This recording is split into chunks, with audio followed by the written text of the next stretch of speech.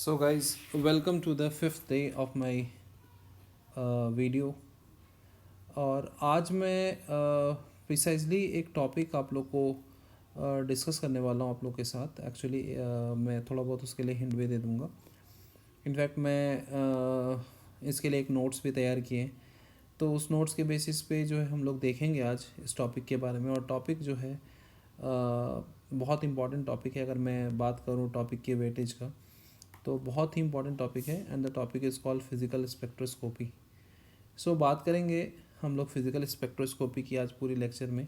उसके बेसिक्स को समझेंगे और बेसिक्स को समझने के बाद जो उस पर बेस्ड थोड़े बहुत एग्जांपल्स हैं, उन एग्जांपल्स के भी एग्जांपल्स की भी बात करूंगा मैं। और मैं आपको दिखाऊंगा कि बेसिकली इसको कैसे बहुत आसानी से समझा जा सकता है। तो बढ़ते हैं आज टॉपिक की तरफ। और जैसा कि मैंने आपको बताया, मेरा डे 5 है। तो डे 5 आज मैंने फोकस किया है, अगर आप ध्यान से देखेंगे तो मैंने फोकस किया है, आज का जो टॉपिक है वो हमारा है फिजिकल स्पेक्ट्रोस्कोपी। सो सबसे पहले हम इसकी इंट्रोडक्शन समझेंगे कि what is spectroscopy. So spectroscopy deals with the interaction of electromagnetic resonance with matter. Okay, so when electromagnetic resonance किसी मैटर से इंटरेक्ट करता है तो स्पेक्ट्रम जनरेट होते हैं, मतलब एक सिग्नल जनरेट होता है। और वो सिग्नल जो है आपको स्पेक्ट्रोस्कोपी कहलाता है। वो उन सिग्नल्स की स्टडी को हम स्पेक्ट्रोस्कोपी कहते हैं। तो भाई मैटर के अंदर एनर्जी लेवल कौन कौन से होते हैं? तो सबसे पहला एनर्जी लेवल्स होता है ट्रांसलेशनल एनर्जी, दूसरी होती है वाइब्रेशनल एनर्जी और तीसरी होती है रोटेशनल एनर्जी। ये तीनों डिफरेंट टाइप्स की एनर्जी जो है हम जैसा जानते हैं कि मैटर के अंदर प्रेजेंट होती है। और जब आप किसी ईएमआर को इस मैटर से इंटरेक्ट कराते हैं तो ये एनर्जी उस रेजोनेट करती है और उस रेजोनेंस के कारण जो है आपको सिग्नल्स मिलते हैं। ठीक है। और वो सिग्नल्स जो है ये ट्रांसलेशनल, वाइब्रेशनल और रोटेशनल टाइप के हो सकते हैं। तो बेसिकली ये एनर्जी होती है, तो इसके बेसिस पे जो है ये सिग्नल्स बनते हैं। On excitation molecule source signals, तो हम जानते हैं मॉलिक्यूल जब एक्साइट होती है तो सिग्नल बनता है। सबसे पहले जो टॉपिक है इसके अंदर आता है बॉर्न ओपेनहेमर अप्रॉक्सीमेशन। तो बॉर्न हैमर अप्रॉक्सीमेशन क्या होता है? बहुत सिंपल टर्म में मैं आपको बता दूं। तो मान लो जैसे ये आपका एक्साइटेड स्टेट है और ये ग्राउंड स्टेट है। हम जानते हैं कभी भी किसी भी मैटर को, किसी भी इलेक्ट्रॉन को ग्राउंड स्टेट से हायर एक्साइटेड स्टेट तक जाने के लिए कुछ पर्टिकुलर अमाउंट ऑफ एनर्जी चाहिए। अगर इतनी एनर्जी मिली तभी एक्साइटेशन होगा, नहीं तो एक्साइटेशन नहीं होगा। इसलिए हम इस एनर्जी को क्वांटाइज कहते हैं, है ना। So this excitation takes place only when delta E amount of energy is given, then only excitation takes place. Sorry. तो एक्साइटेशन तभी होगी जब ये delta E amount of energy आप उसको प्रोवाइड करेंगे। Now, according to Oppenheimer approximation, a particular type of energy, that is rotational, vibrational या electronic energy हो, ये सारे एनर्जीज जो है हम लोग अलग तरीके से मतलब एक एक करके पढ़ सकते हैं। बॉन्ड हेवर अप्रॉक्सीमेशन यही कहता है कि अगर आप ई टोटल पढ़ना चाहते हैं तो वो ई टोटल के सारे एनर्जी का सम होता है, और उन सारे सम एनर्जी जो जो कंट्रीब्यूट करता है उसकी स्टडी हम यहाँ पे कर सकते हैं।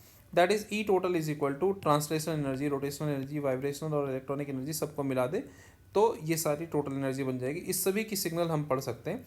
अगर आप देखेंगे तो ट्रांसलेशन एनर्जी की वैल्यू, यानी कि ट्रांसलेशन एनर्जी का जो सिग्नल होता है वो काफ़ी वीक होता है, बहुत छोटा होता है, क्योंकि जो एनर्जी गैप होती है इसमें काफ़ी कम होती है, वेरी स्मॉल एनर्जी गैप। और सबसे ज़्यादा जो एनर्जी होती है वो इलेक्ट्रॉनिक ट्रांजिशन में होती है।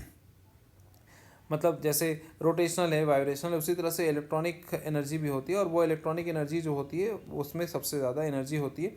इसलिए ये ट्रेंड आपको याद रखना है। तो ट्रांसलेशन की बिल्कुल आपको ये सिग्नल दिखेगी ही नहीं बेसिकली, और सबसे आसानी से इसकी सिग्नल दिखती है ना। तो कई बार ये होता है कि हम अगर इतनी एनर्जी प्रोवाइड करते हैं तो ये वाला ट्रांजिशन और ये वाला ट्रांजिशन अपने आप होता है, क्योंकि ये सबसे ज़्यादा एनर्जी रिक्वायर करता है ट्रांजिट करने के लिए, एक्साइट होने के लिए। तो ऑब्वियस सी बात है ये और ये ट्रांजिशन तो हो ही जाएंगे। इनके कुछ रेंज हमने दे रखे हैं, अगर आप यहाँ से देखेंगे ये लैम्डा वैल्यूज़ है, मतलब वेवलेंथ है, और ये कुछ इसकी फ्रीक्वेंसी रेंज है जो जूल पर मोल में कैलकुलेट करी जाती है। तो जूल पर मोल में अगर आप देखेंगे इसकी एनर्जी गैप इतनी होती है, तो इसकी एनर्जी अगर आप देखेंगे तो इसके कंपैरिजन में काफ़ी कम होती है। ये 10⁻⁻60 के रेंज में होता है ना।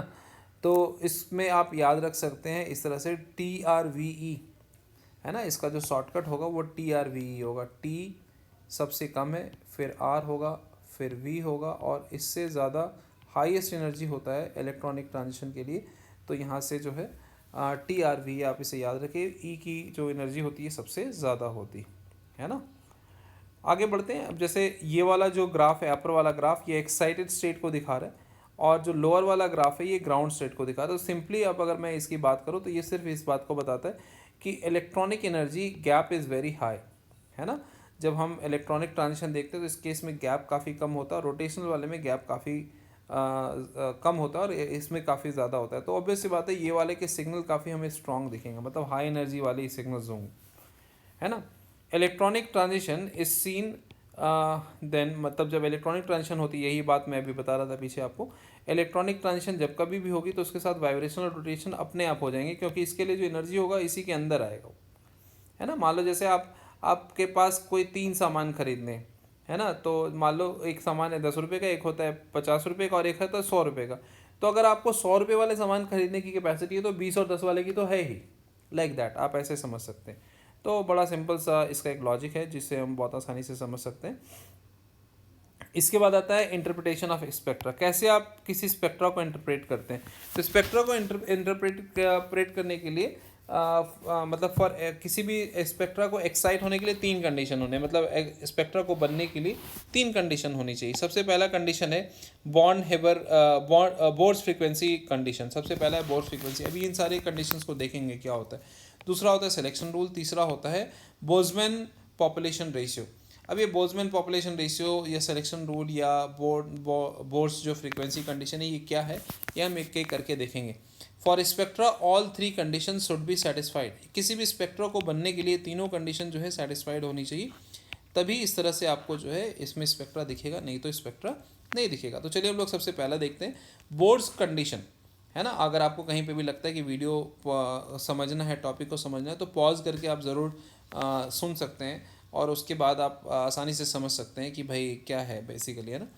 तो बोर्स फ्रीक्वेंसी कंडीशन क्या कहता है। बोर्स फ्रीक्वेंसी कंडीशन एक्चुअली वही है जो आप अगर ओपन ईयर अप्रॉक्सीमेशन की बात करते हैं तो एग्जैक्टली इसी कंडीशन को बताता है कि if E is less than delta E, आप जो सोर्स यूज़ कर रहे हैं यहाँ पे जो एक्सचेंज इन एनर्जी चाहिए उससे अगर कम सोर्स यूज़ करें तो यहाँ पे स्पेक्ट्रम आपको नहीं दिखेगी, मतलब स्पेक्ट्रा का सिग्नल्स आपको, मतलब ट्रांजिशन होगी ही नहीं, because delta E is quantized, है ना। तो स्पेक्ट्रा पॉसिबल नहीं है। जैसे अगर मैं बात करूँ NMR और ESR, ये रेडियो फ्रीक्वेंसी जोन में होती है। आप जानते हैं रेडियो फ्रीक्वेंसी जोन की जो लैम्डा होती है काफ़ी बड़ी होती है, एनर्जी काफ़ी कम होती है ना। दूसरे बात, इसके बाद आता है माइक्रो वाले में रोटेशनल आपको जो है स्पेक्ट्रा दिखेगा। इंफ्रारेड रीजन में जो है वाइब्रेशनल वाले जो है वो दिखेंगे क्योंकि एनर्जी बढ़ती जा रही। विजिबल एंड इंफ्रा रीजन में आपको दिखेगा आउटर इलेक्ट्रॉनिक जब चेंज होती है उसके कारण से जो स्पेक्ट्रा बनता है, यहाँ पे आपको विजिबल और इंफ्रा रीजन में आपको वो दिखेगा। एक्सरे वाले में अगर आप देखेंगे तो एक्सरे वाले में इनर इलेक्ट्रॉन के चेंज के कारण जो है वो आपका जनरली जो है वो स्पेक्ट्रा बनता है।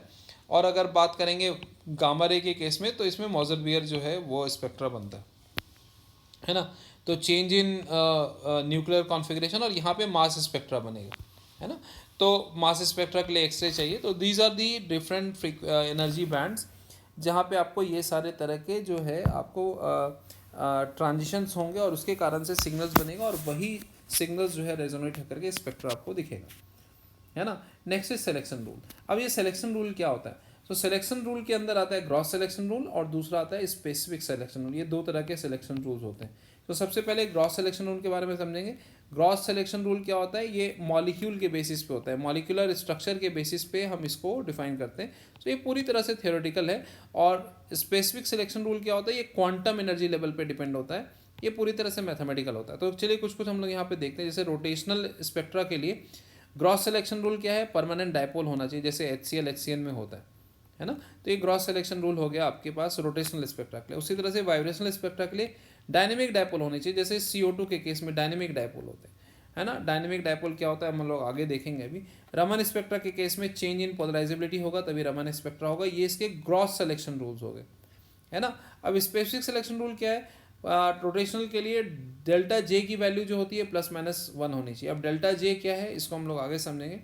इसको हम लोग रोटेशनल क्वांटम नंबर बोलते हैं और ये कैसे कैलकुलेट करते हैं इसकी कैलकुलेशन और इसकी डेरिवेशन भी मैं आपको आगे दिखाऊंगा, है ना। तो ये आपका जो है delta J should be +-1। Vibrational spectra के लिए क्या होना चाहिए, डेल एन शुड बी +-1। यहाँ पे डेल एन की वैल्यू +- होना चाहिए, माइनस छूट गए तो +-1 होना चाहिए। और ये डेल एन की वैल्यू अगर +-1 है, इसका मतलब ये है कि ये वाइब्रेशनल क्वांटम नंबर को रिप्रेजेंट करता है। तो पहला वाला रोटेशनल क्वांटम नंबर और दूसरा वाला वाइब्रेशनल क्वांटम नंबर को रिप्रेजेंट करता है, डेल एन की वैल्यू। और रमन स्पेक्ट्रा के लिए डेल जी की वैल्यू +-2 होनी चाहिए, है ना। अगर डेल एन एम आर देख रहे हैं तो एन एम आर की value I is not equal to 0 where I is nuclear spin.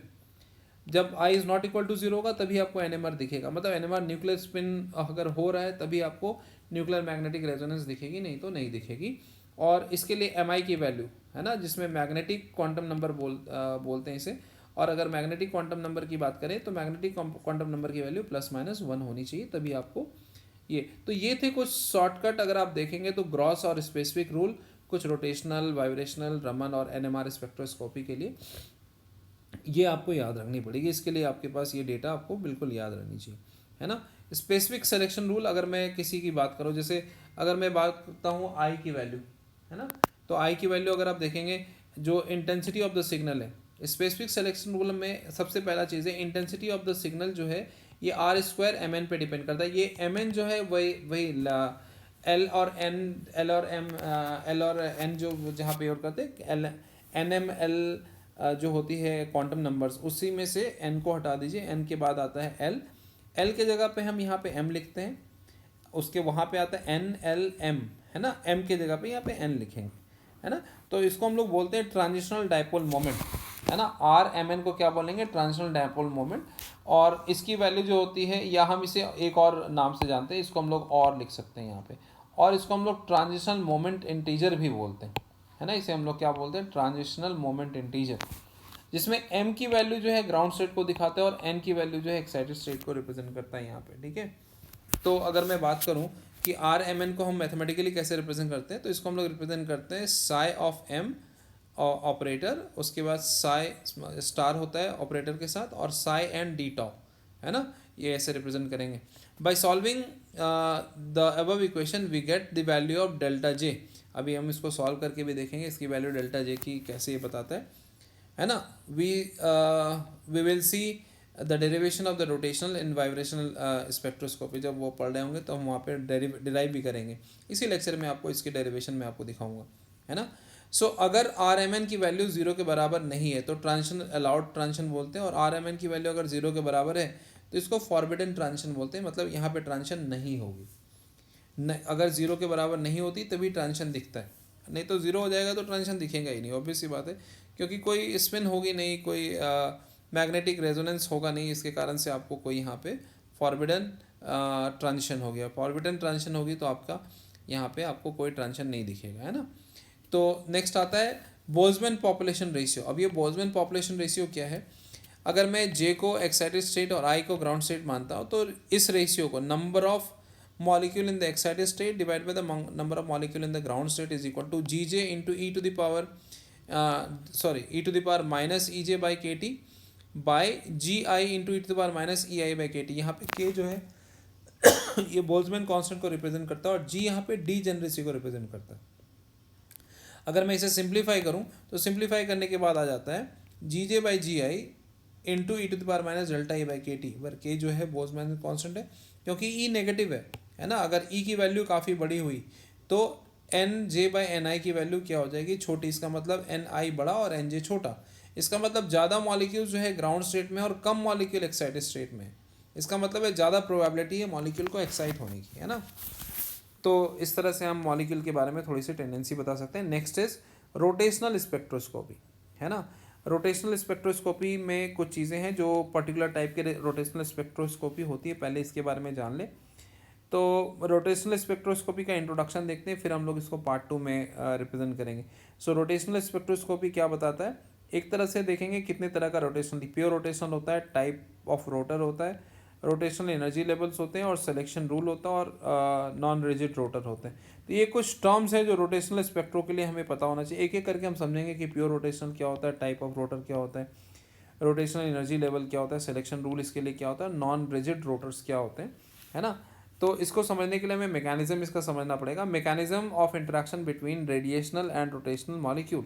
Radiational rotation molecule के बारे में क्या होता है, जब मॉलिक्यूल को रोटेट करता है तो उससे जुड़े हुए जो इलेक्ट्रिकल एनर्जी होती है ना, वो उसका डायरेक्शन भी चेंज होता है। जब मॉलिक्यूल मूव करता है तो उसका डायपोल मोमेंट भी चेंज करेगा और इंटरेक्शन उसकी चेंज होती जाएगी।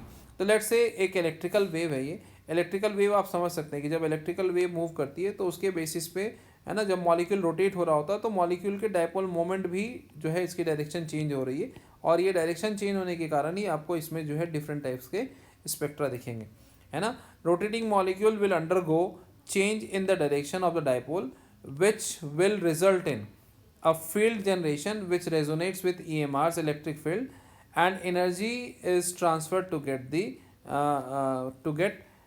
into excited state. So molecule क्या होगा, excite हो जाएगा जब resonance होगी, है ना, और ये डायरेक्शन चेंज होने के कारण ही डिफरेंट वैल्यूज मिलते हैं और इसी कारण से एक फील्ड जनरेट होती है।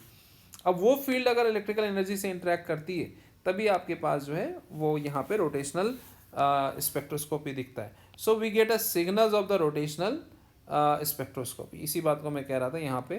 तो अभी हम इस टॉपिक को, क्योंकि वीडियो काफ़ी लंबी हो जाएगी, तो मैं इसको इसी पे नेक्स्ट टॉपिक में यानी कि चैप्टर 2 में, यानी कि इसी के पार्ट 2 वीडियो में हम लोग मिलेंगे।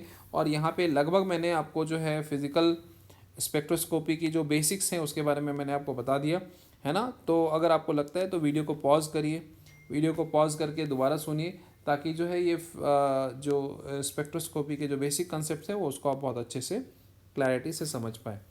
तो मिलते हैं हम लोग नेक्स्ट वीडियो में, जो आपका इसी का पार्ट 2 होगा, फिज़िकल केमिस्ट्री के वीडियो के फिज़िकल स्पेक्ट्रोस्कोपी के वीडियो में। और उसी वीडियो में मैं पार्ट 2 में इसके और भी दूसरे टर्म्स को मैं आगे प्रोसीड करूँगा। तो बने रहिए मेरे चैनल पे, आनंद CSIR केमिस्ट्री प्रिपरेशन जर्नी। और मैं चाहूँगा कि जिस भी भाई के पास, जिस भी बहनों के पास अगर ये हमारे वीडियो पहुँच रही हो, तो अगर आपको इंटरेस्टिंग लगता है और अगर आप नेट की प्रिपरेशन कर रहे हैं या आप चाहते हैं कि ऐसे ही आपके पास जो है जो केमिस्ट्री से रिलेटेड और CSIR नेट से रिलेटेड कुछ टॉपिक्स हैं, या स्पेक्ट्रोस्कोपी आप सीखना चाहते हैं जो बेसिक लेवल की स्पेक्ट्रोस्कोपी से शुरू होती है और एडवांस लेवल तक जाएगी, अगर आप वो सीखना चाहते हैं तो मेरे चैनल को ज़रूर आप सब्सक्राइब कर लें। और इसके साथ जो है नोटिफिकेशन जो बटन है आप उसे ज़रूर प्रेस कर लीजिए, ताकि जैसे ही अगर मैं कोई वीडियो अपलोड करूं तो आपको वीडियो की नोटिफिकेशन सबसे पहले मिल जाए, ताकि आप उस वीडियो का ज़्यादा से ज़्यादा फ़ायदा उठा पाएँ। तो मिलते हैं अपने नेक्स्ट वीडियो में। ये था हमारा डे 5 का वीडियो जो है रिलेटेड फिज़िकल स्पेक्ट्रोस्कोपी के बारे में। और ये मैंने अब तक आपको रोटेशनल स्पेक्ट्रोस्कोपी के बारे में बता दिया। तो अब इसको आगे प्रोसीड करेंगे, वो होगी हमारी डे 6 की वीडियो। तो मोस्ट प्रॉब्ली वो वीडियो मैं कल ही अपलोड करूँगा, और बने रहिए हमारे चैनल पे और उस वीडियो को ज़्यादा से ज़्यादा लाइक और शेयर भी ज़रूर करिए। मिलते हैं अपने नेक्स्ट वीडियो में। धन्यवाद, गुड नाइट, सबा खैर, शुभ रात्रि।